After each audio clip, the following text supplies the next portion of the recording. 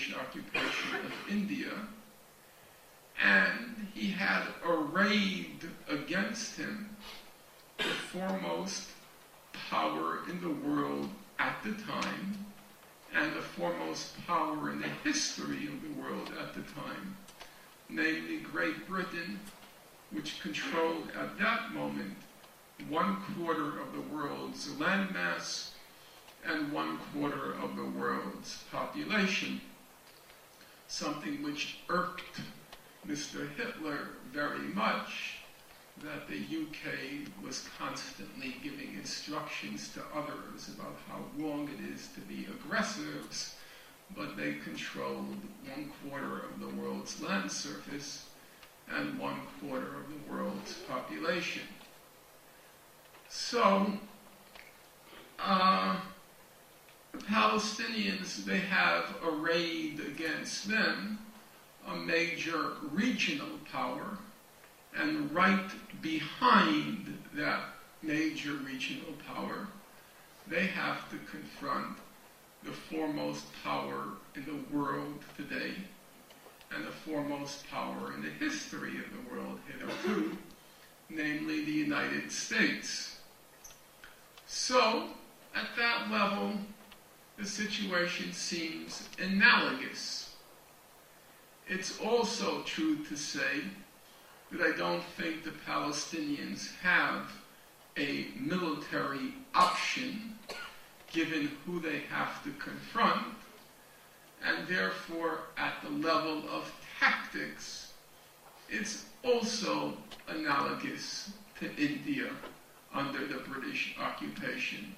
Namely, their only real tactical option is different forms of civil disobedience and civil resistance.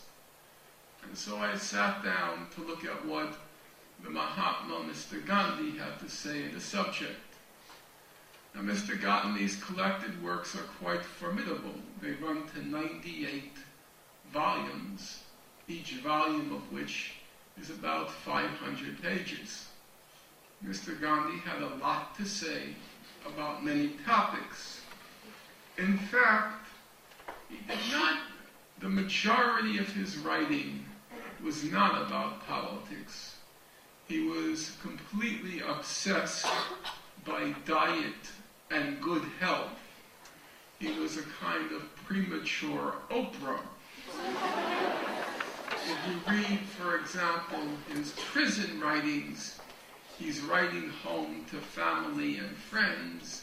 One day he says, I'm 90.4 pounds. The next day he says, I'm 91 pounds. The next day he says, I'm 90.2 pounds. He was very concerned. Obviously, Oprah's problems are a different magnitude.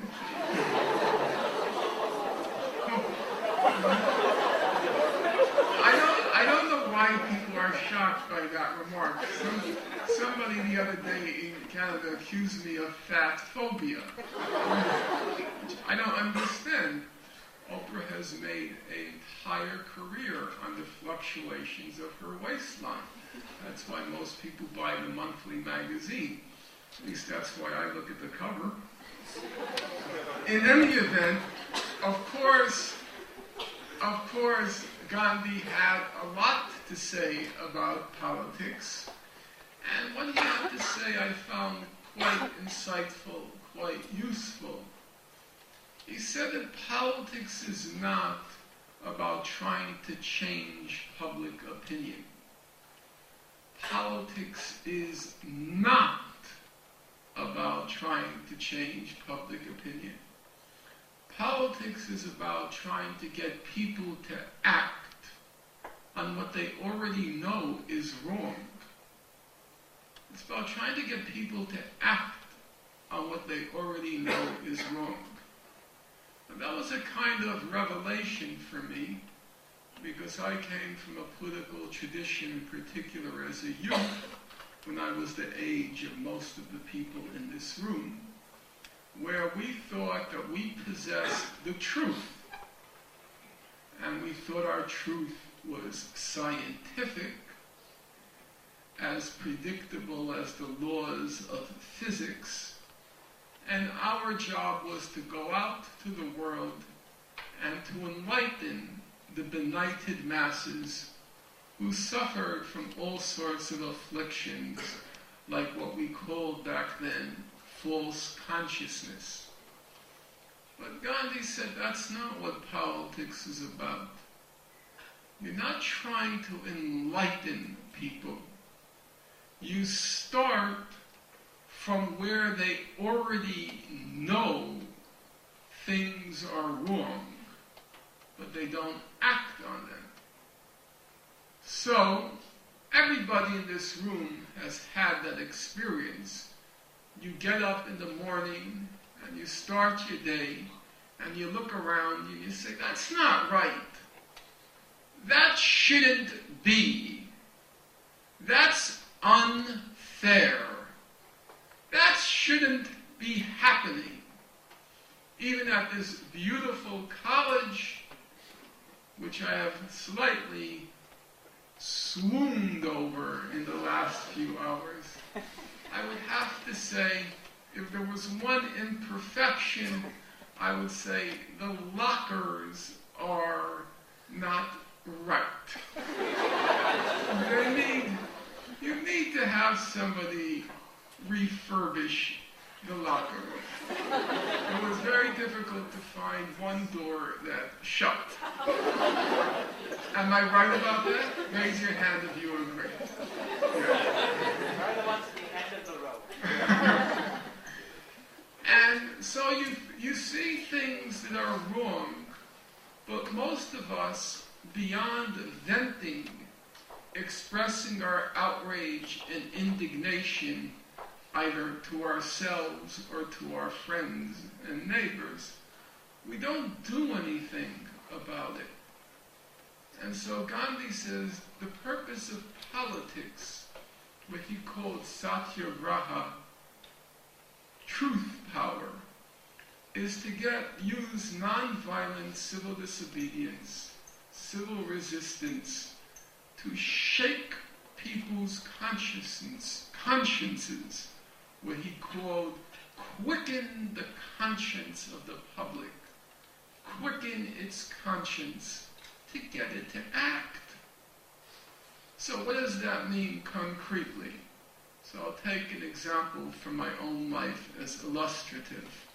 Not that my life is illustrative, but as an example. So I live on Ocean Parkway in Brooklyn. It's a huge boulevard, 8 streets. And I jog down to the beach because I like to jog along the seashore or on the boardwalk. And in the frigid winter temperatures, there's an overpass as I'm heading towards the beach, and beneath it, there are always Mexican workers sleeping. They don't have a home. And they're always huddled under these filthy, shredded blankets. And whenever I pass them, I think to myself, I resolve.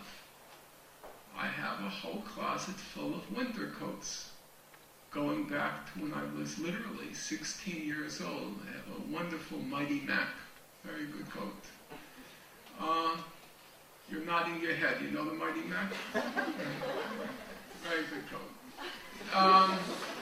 And I have the whole closet from Mighty Mac on. I have enough coats for the whole Red Army, or before the Soviet Union decomposed the Red Army. And I always resolve, I'm going to give my coats. I'm going to give my coats. It's been years. Even last week, I went jogging with an ex-Marine friend of mine who was in Iraq. I said, Leon, we're taking my coats, and we're going to give it to those homeless people. Well, truth be told, and I don't say it with any pride, I've never done it. But I know if, say, everybody here in the first row, if they were to go on the boulevard, block traffic in Gandhian style, and say, we're blocking traffic to awaken people's consciences. You have coats in your house that you're not using.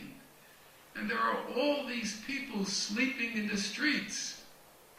You should give your coat. Now, I know me, I would be the first one out there. And I'd probably be carrying 4 winter coats and very proud of the fact that I was giving them to the homeless. We need people to get us to act on what we already know is wrong. Not enlighten them, but just get them to act. But there's one hitch, one qualification.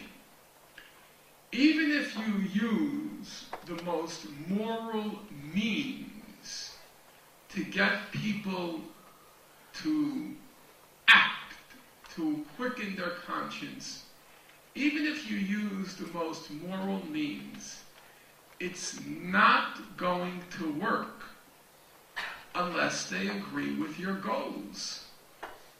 It won't work. So you have a slightly perplexed look on your face. What does that mean? So let's take a concrete example. In the case of the U.S., most polls show that Americans are divided right down the middle on the issue of abortion. 50% call themselves pro-choice, 50% call themselves pro-life. So let's do a little mind experiment and imagine if the 50% of Americans who call themselves pro-life, they converged on all the abortion clinics in America en masse, and they said that they are going to go on a hunger strike unto the death until and unless the abortion physicians stop performing their operations. Now, you can't quarrel with their means. They're not hurting anyone except themselves. And their act of going on a hunger strike unto the death is the ultimate act of self-sacrifice. But will that move pro-choice people? It's very unlikely. Most pro-choice people will think, I hope they do go on a hunger strike until the death, and I hope they drop dead to boot. So, you have to choose, if you want to use that tactic of nonviolent civil disobedience, civil resistance, you have to choose a goal that the public is ready to embrace, or else it's futile and pointless politically. So what does that mean for us? It means 2 things. Number 1, politics is not about what you think. It's not about what you think. It's not about what you think. It's not about what you think.